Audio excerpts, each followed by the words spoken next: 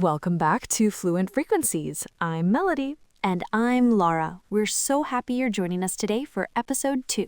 Today, we are going to talk about something delicious. We are going to talk about food. That's right. Specifically, a new recipe that we both tried recently. It was simple, easy, and so good. So, Lara, tell me, what have you been cooking this week? Oh, I'm so excited to talk about this. I tried a new recipe for one-pan lemon herb chicken and vegetables. No way! Yes! I made almost the exact same thing. That is so funny.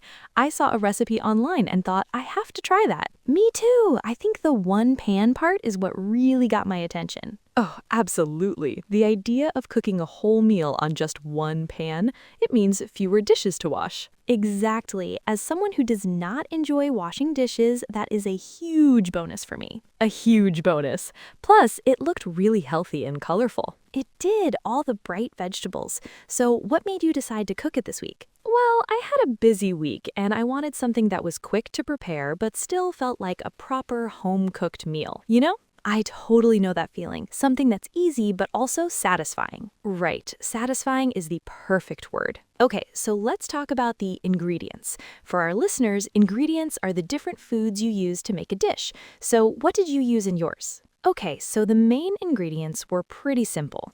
I used chicken breasts, of course, and for the vegetables, I used broccoli, carrots, and some small potatoes. I also used a red onion.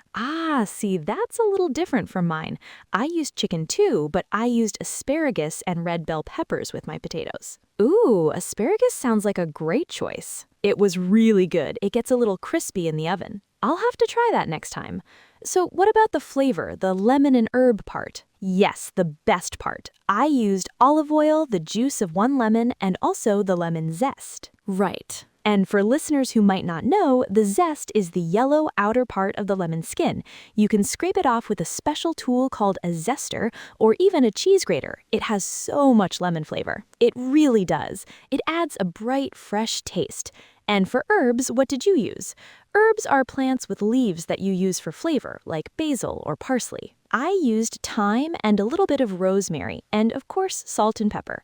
What about you?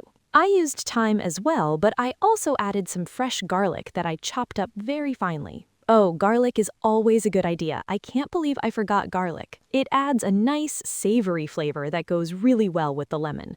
So our recipes were very similar, just with a few small changes. Exactly, which is what's great about a recipe like this. You can change it based on what you like or what vegetables you have in your fridge. Okay, so let's walk through the process. The process means the steps you take to do something. So what was the first step for you? The first step was to preheat the oven. That means you turn the oven on before you start cooking so it gets to the right temperature. I set mine to 400 degrees Fahrenheit, which is about 200 degrees Celsius. Yep, same for me. While the oven was heating up, I started preparing the vegetables. This just means washing them and chopping them into bite-sized pieces. Bite-sized means small enough to eat in one bite. Right, I did the same. I chopped my potatoes quite small so they would cook at the same time as the chicken and the asparagus. That's a great tip. The potatoes definitely take the longest to cook. They do. So after you chopped your vegetables, what did you do? I put all the vegetables in a big bowl. Then I made the marinade. A marinade is a sauce that you put on meat or vegetables before you cook them to add flavor. And to make them more tender. Exactly. So in a small bowl, I mixed the olive oil, lemon juice, lemon zest, the chopped garlic, thyme, salt, and pepper. Then I poured about half of that marinade over the vegetables and mixed everything together so the veggies were all coated. My process was almost identical. I made the same marinade with rosemary instead of garlic, and I also poured half of it over my vegetables. What about the chicken? I added the chicken to the big bowl with the other half of the marinade and made sure it was completely covered in the sauce. Then I got my pan, a big flat baking sheet. I spread all the vegetables out in a single layer. A single layer is important. Very important. It helps everything cook evenly and get a little crispy. Then I placed the chicken breasts right on the pan among the vegetables. And that's it. Everything is on one pan, ready to go into the oven. It's so easy. So easy. Then you just put it in the preheated oven. How long did you bake yours for? I baked mine for about 25 minutes. The chicken needs to be cooked all the way through, and the vegetables should be tender. Tender means they are soft and easy to chew. Right. I cooked mine for about the same time, maybe 30 minutes, because my chicken breasts were a little thick. A good way to check if the chicken is done is to cut into the thickest part. If the inside is white, not pink, it's ready. So, the big question, Melody, after 25 minutes, how did it turn out? Mine was also delicious. The asparagus was my favorite part. It was perfectly cooked, tender, but with a little bit of a snap to it, and the bell peppers got really sweet. Oh, I love roasted bell peppers. Me too. I did have a small problem though. I didn't watch it closely enough at the end, and some of my smaller asparagus pieces got a little too crispy. A little burnt? A little burnt, yes, but it was still good. It just shows you have to keep an eye on it, especially at the end. How about yours, Lara? How did it taste? It was wonderful. The whole house smelled amazing while it was baking. The chicken was so juicy and tender, and the flavor was incredible. The lemon made it really fresh and zesty, and the herbs and garlic gave it so much depth. That sounds perfect. It really was. So, who did you share this delicious meal with? I made it just for myself, so I had leftovers for lunch the next day, and I have to say it was just as good cold. Oh, that's the best. When leftovers are good, it's like getting a bonus meal.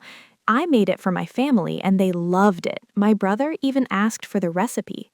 Wow, that's high praise. It is. He's usually a picky eater. You know, while I was eating it, I was already thinking of other ways to make it.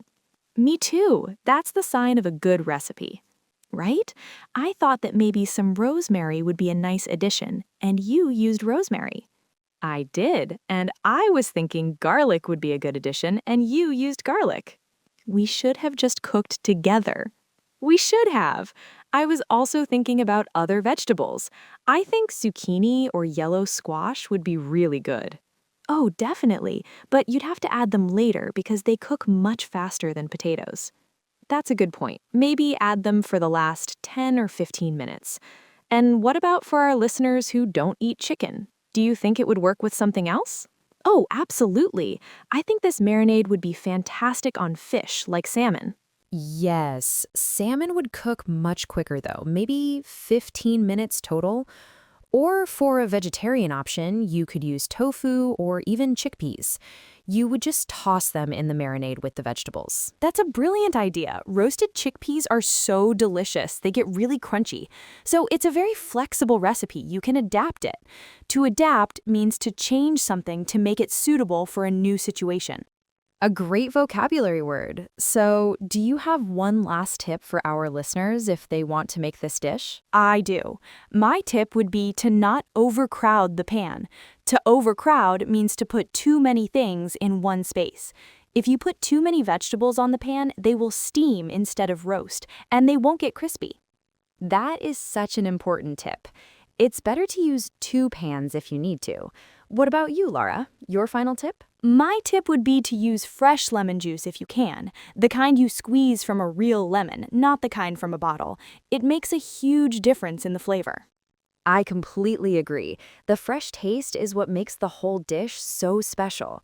Well, this has made me very hungry again. It was so much fun talking about this recipe with you, Lara. Me too, Melody, and I hope all our listeners enjoyed it as well. We wanted to show that cooking a delicious, healthy meal doesn't have to be complicated. Right, and it's a great way to practice English. You can read a recipe in English, listen to us talk about it, and learn new vocabulary words related to food and cooking. We really encourage you to try making this one-pan lemon herb chicken and vegetables, or your own version of it. Yes, and if you do, please tell us about it. You can find us on our social media, Fluent Frequencies Podcast, and share a picture of your dish. We would love to see them. Well, that's a wrap on another episode of Fluent Frequencies. Thank you so much for listening in. Yeah, thank you. I had a great time with this one. Me too. And hey, if you did too, please hit that like button and subscribe so you never miss an episode. Totally. It really helps us out. Plus, if you want to keep the learning going, we've got another video we think you'll love right over here. Oh, that's a good one. Definitely check it out. And if you want to learn a different language like this, please check out our other channels. Link in the description. We'll see you next time. Bye, everyone.